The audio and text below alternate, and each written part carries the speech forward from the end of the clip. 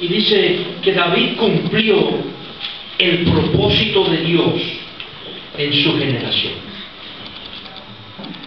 Ahora, si usted me dice a mí, ¿de qué David estamos hablando? Del David que yo conozco.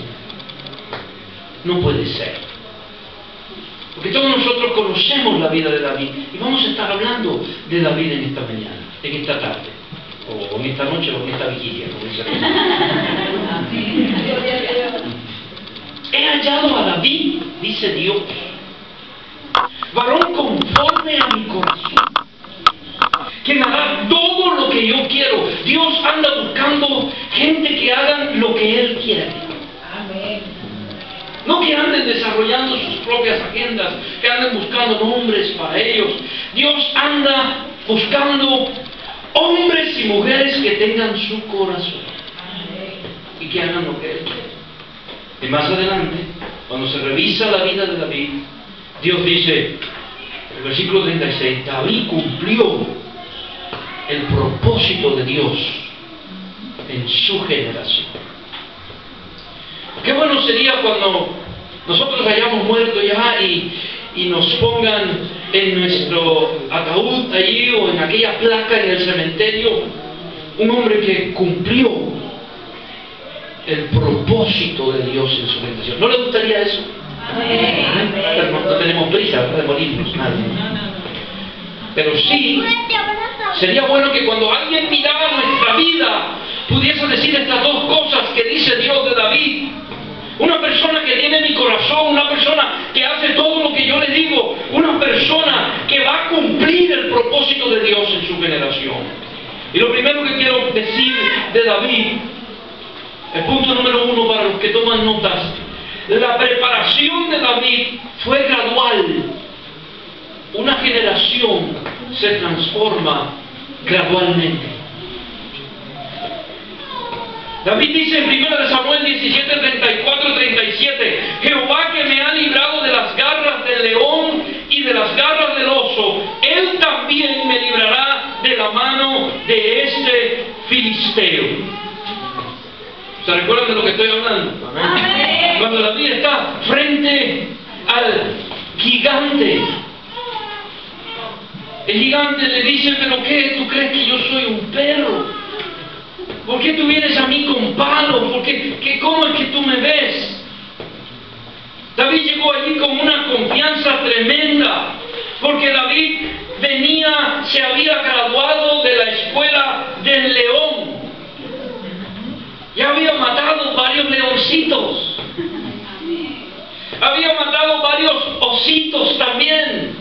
Entonces, para esa ocasión, cuando él ve a aquel gigante que está frente a él, él no tiene miedo, porque él viene escalando, él viene desarrollando músculos, él viene desarrollando experiencia, peripecias en la vida que nos preparan a nosotros para enfrentar la situación. Y yo quiero decirte a ti, si tú sientes que hay un llamado de Dios en tu vida, si tú sientes que Dios te está llamando para usarte en cosas grandes, comienza a trabajar en cosas chiquitas. Amén. Aleluya.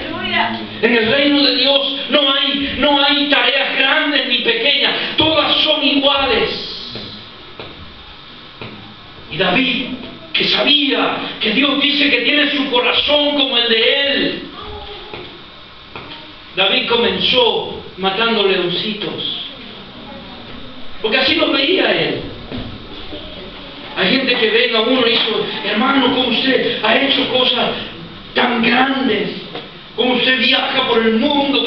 ¿Cómo predica? ¿Cómo está en la tele? ¿Cómo está en la radio? ¿Cómo escribe en los periódicos? Bueno, no comenzamos así. Comenzamos limpiando el templo.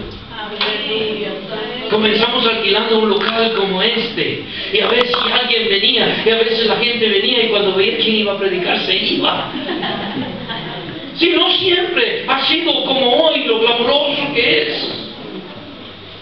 Algunos creen, no sé, nada de glamuroso estar uno en España como un sueño terrible como que yo tengo, porque para mí es otra hora, ahora mismo. Y a veces uno pasa situaciones difíciles viajando y incertidumbre, inseguridad. ¿Sabe Dios lo que le va a suceder a uno?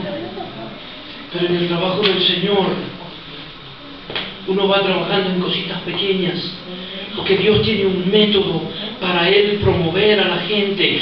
Hay una canción antigua que dice: nunca esperes el momento de una gran acción, ni que lejos pueda ir tu luz. ¿Se recuerda? De la vida, los pequeños actos de atención. Brilla en el sitio donde estés. Brilla, que tu luz brille. Pero no espere que se te presente esa gran oportunidad para hacer algo grande. Hazlo pequeño. Así fue que comenzó David. A nadie le conviene ser promovido a un nivel más alto en el reino de Dios para el cual no está preparado para servir. A nadie le conviene. Número 2. Estoy avanzando porque ya lo voy a hacer en 4 horas y media. David no dependió de nombramientos ni posiciones.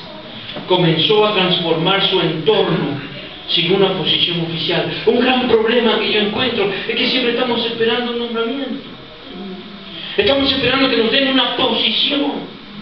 Estamos esperando que alguien reconozca. Yo he oído, hermanos, que aquí nadie reconoce lo que yo hago. Tú no estás aquí para ser reconocido. Esta iglesia es del Señor, la única estrella de esta iglesia es Jesucristo. Esta iglesia tiene una estrella. Nosotros somos siervos. En griego, la palabra dulo y dulo era una palabra que significaba un esclavo. Y cuando Pablo escribe, Pablo dice: es Pablo, esclavo de Jesucristo. David no dependía de nombramientos, no dependía de posiciones. Comenzó a transformar su entorno, comenzó a transformar su generación sin ningún reconocimiento de nadie. ¿Se recuerdan ustedes a qué fue David al lugar de la batalla? Fue a llevarle la comida a sus hermanos, pero al llegar allí encontró a sus hermanos junto a todo el pueblo, incluyendo al rey, todos miedosos, todos temblando. Por varios días venía aquel varón incircunciso, como le llama David, que ofendía a los ejércitos del Señor. Ellos tienen que hacer algo. La gente como David tienen que hacer algo cuando llegan a un lugar y nadie hace nada. Ellos no se pueden dejar las cosas como están. Ellos no necesitan títulos ni reconocimiento. Hay algo en gente como David que los separa del montón. Si estás esperando un nombramiento, tú no eres un líder, tú eres multitud. Los líderes son la gente que nunca se conforman con las cosas como están. Número 3. David no tenía oídos para el desánimo. Una generación la transforma gente que no se desanima fácilmente. El enemigo más grande de los líderes es el desánimo. ¿Verdad? ¿Se han dado cuenta? Lo que no puede hacer una tentación sexual, lo que no puede hacer una tentación financiera, lo que no puede hacer la ambición por el poder o la fama, lo puede hacer el desánimo. Un día que usted se levanta así, sin ganas de nada, el enemigo comienza a hablar a tu oído, comienza a desanimarte. Quizás que alguien te miró raro, ¿verdad? O no te miró, o ni siquiera se dio cuenta que estabas ahí, y ya te comienzas a desanimar. Y dice: oh, es que ya nadie me escucha, ya nadie me sigue. Hay muchos líderes que su fracaso ha sido el desánimo. Pero David no desanimó. Su padre ni siquiera se lo mostró al profeta. ¿Se recuerdan? ¿Cómo se sentiría usted que el profeta de Dios llega a su casa y dice: el Señor me ha dicho que aquí está el próximo rey de Israel? Y le traen a todos sus hermanos y usted ahí. Pero ¿y a mí no me van a mostrar?